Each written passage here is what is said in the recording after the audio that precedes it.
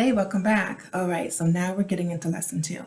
So, in lesson two, I want to talk about why gratitude should matter in your life. I'm going to share a story of gratitude with you, and we're going to explore how you can make a difference in your life today by offering gratitude.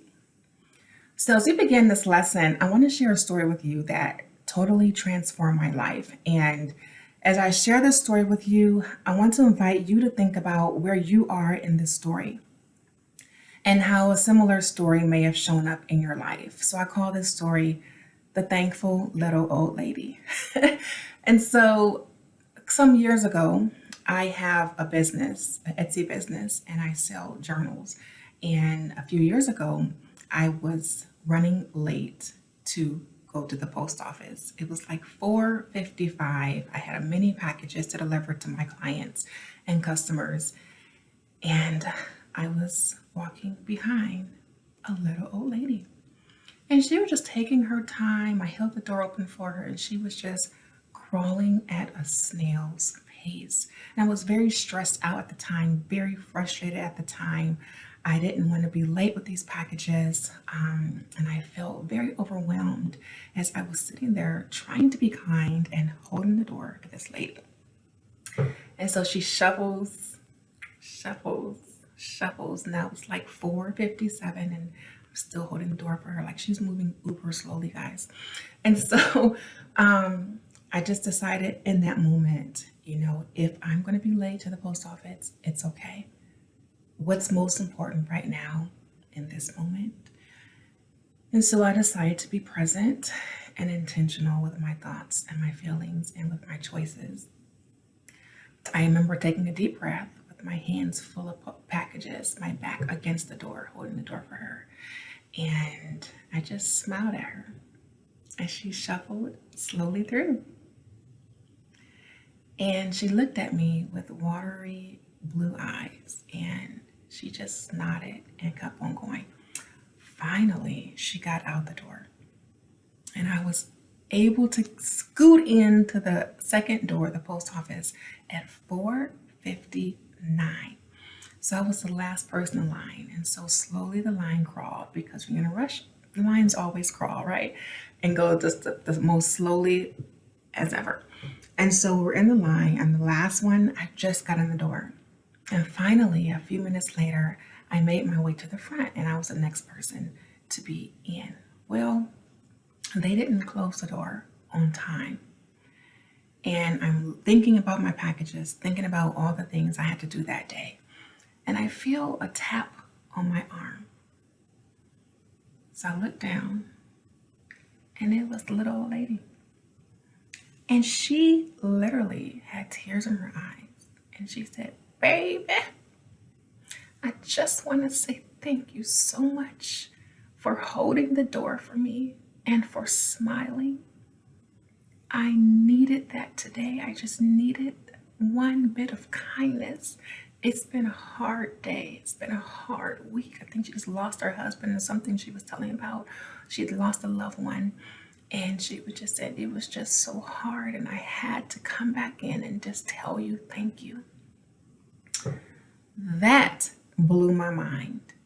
And you can imagine how I felt in that moment when I was so grateful that I chose to be intentional, that I chose to be purposeful in my thoughts. I could have had an attitude that like, can you please come on, like, hello. And so many other people would have done that or just closed the door on her, I mean, hey, that's what we do, right? Unfortunately.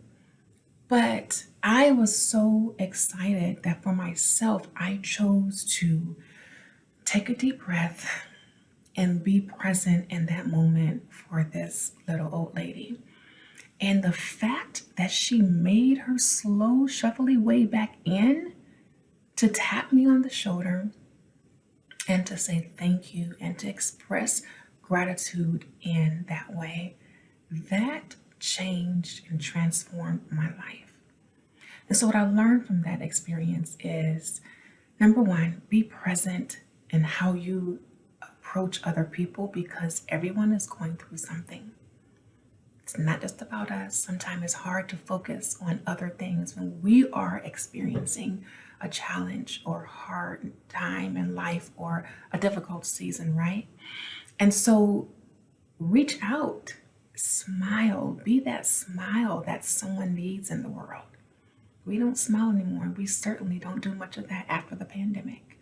And so I was just encouraged to smile, to be kind, to be compassionate, and just be thankful for the moment that we're given. Be thankful for the breath that we're currently inhaling and exhaling through our nostrils, right? The life that we still have. Everything else truly can wait, you know? And the way that she expressed her gratitude to me and taking time to come back when I knew walking was painful for her, that she came back to say thank you. The second lesson I learned from her is take time to show people how much you appreciate them. No matter if it's a stranger, take that time.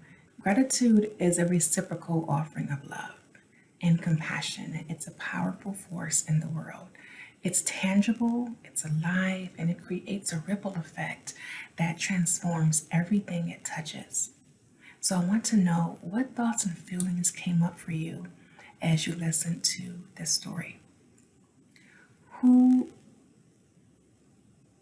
came to mind when you thought about the story?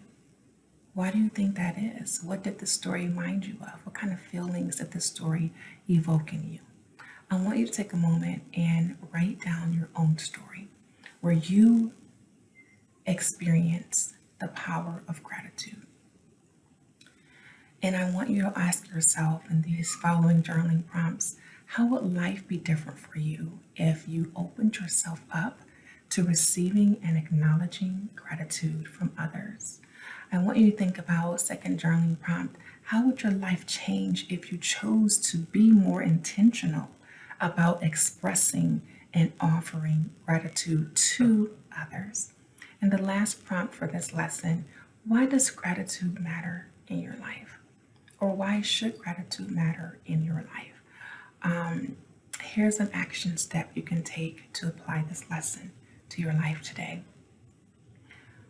Think about one way you can offer gratitude to someone in your life today. And then go and do that. Go and do that.